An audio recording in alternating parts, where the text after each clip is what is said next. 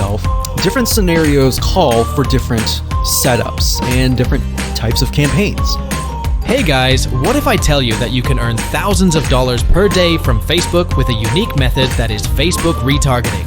Don't know what it is? Don't worry, I have designed a full course and will guide you on how to earn with Facebook retargeting. Watch the first video of the playlist in which this video is added to know what this method is and what we are going to do in this course. Don't miss this golden opportunity, so let's dive in.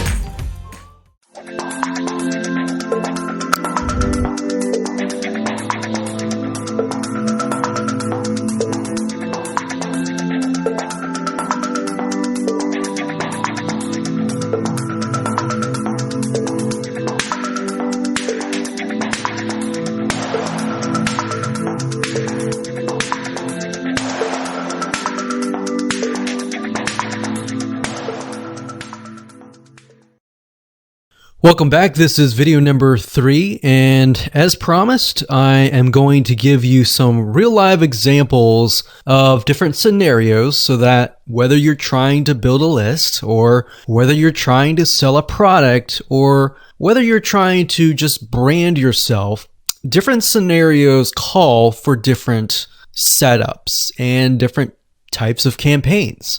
So we talked about the blog post earlier, and that's fairly simple.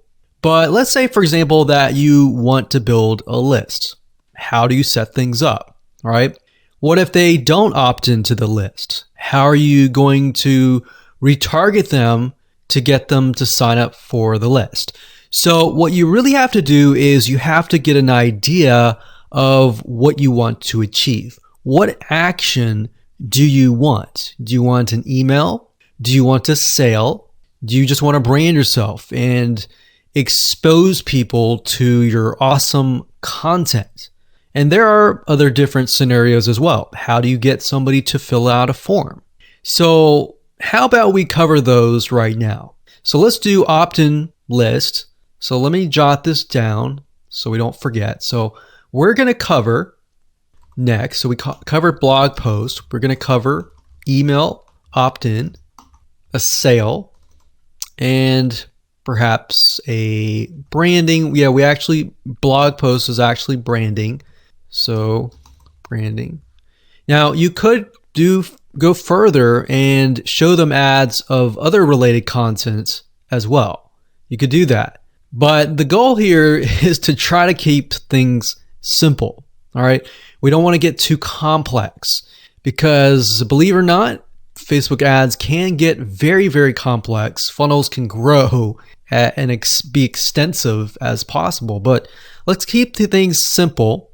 So we got a sale. Well, let's do perhaps a form. So you have to think, what is the intention or the goal? So the goal with an email opt-in is to get an email address. The goal of a sale is to obviously get someone to spend money. So getting somebody to pay. So get someone to buy. And then with the form, you want somebody to fill out the form. Now you also have to think, okay, what happens when somebody completes the email? What then happens? How do you convert? And how do you track that conversion? So you don't show a Facebook ad to somebody who has bought, right? So it's kind of an if, then, else. If this happens, then this happens. If this doesn't happen, then this happens, right? So let me explain. Let's do an email opt-in. All right, somebody comes to a landing page. So we'll call this the email capture page. And then, of course, there's going to be a Facebook pixel on this email captured page. Now, I'm going to remove these because it's going to get a little bit longer. And I'm going to delete this. I'm going to actually copy this back, but we're going to move this over here. So if they fill out the email, what is after that? All right. What is after that? So after that, depending on how things are set up, if you got it set up with double opt-in confirmation, which means they have to check their email address and click the link and all that, and it goes to that page, or they fill in the email and it immediately directs them to the next page. Whatever the page is, we'll say page 2. This could be where the freebie is located. And you're going to need to have another Facebook pixel on that page, right? So if you think about it, the Facebook pixel needs to be on this page. Now, the only reason why we would want to show a Facebook ad is if they came to the email capture page, but they did not give us their email, right? In other words, if they did not fulfill the action, then you need to show a Facebook ad. If they did fulfill the action, you don't need to show the Facebook ad, unless, of course, you're selling a product. But like I said, let's keep it simple. So from this point, they either give us the email and then they land on this page. And this Facebook pixel will need to, we'll call it a conversion, and it will need to let us know if it actually converted. Now, if they did not, so we'll put over here,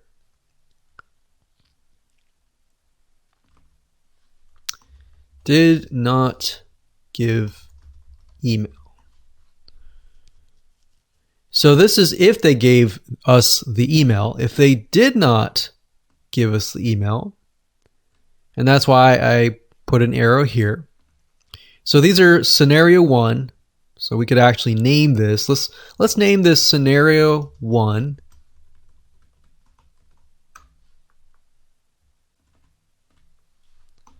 In scenario 2. And obviously scenario 2 doesn't have a page or anything. It's just merely they exited this specific page. If that's the case, we want to retarget them, right? So we are going to say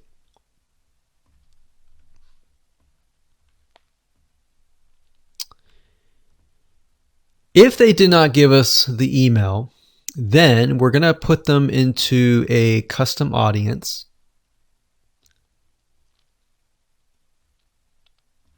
So in certain respects, what it's going to do is if somebody visited this page, but they did not visit this page, then we put them in a custom audience. If they visited this page and this page, then we do not retarget them. Now, it's going to be a little bit more easier to understand when I visually show it to you. But I just want to give you a bird's eye view here. So at this point, they did not give us the email, so therefore we add them to custom audience, and then we show them a Facebook ad. Now we could add those who signed up into another custom audience as well. So let's say we want to build a list and then we want to retarget them with a lot of great content or a product, for example, that we sell within the email. So different scenarios will require different setups. So that's one setup. That's an email setup. So not only are you setting things up for the if they fill out the email, but if they do not fill out the email. So the next thing we have is a sale. So you'll notice that it's actually very similar. If a visitor comes to a page, and this page can be the sales page, and of course we pixel them, and then they either buy or, so scenario, they buy, and that is a Facebook pixel conversion, or they do not buy, and then we add them to a custom audience and we show them a Facebook ad for the goal of trying to get them to buy. Maybe they're not ready to buy, right? So you could show a Facebook ad of free content that is related to the sales page. Because most likely if they visited the sales page, they're interested, they're just not sure, right? You could show them a Facebook ad to a coupon. So there are many different ways of doing this. So now you can kind of get an idea. It's very, very similar from the email to the sale. Any type of conversion is very, very similar. So now we have a form. So let's see here. We got sales page here. And let's do a form. So they come to the form, and our goal is to get them to fill out the form. So we got a Facebook pixel here as well. Of course, scenario 1, they fill out form, and then we have a Facebook pixel, and we're able to track that they did fill out the form.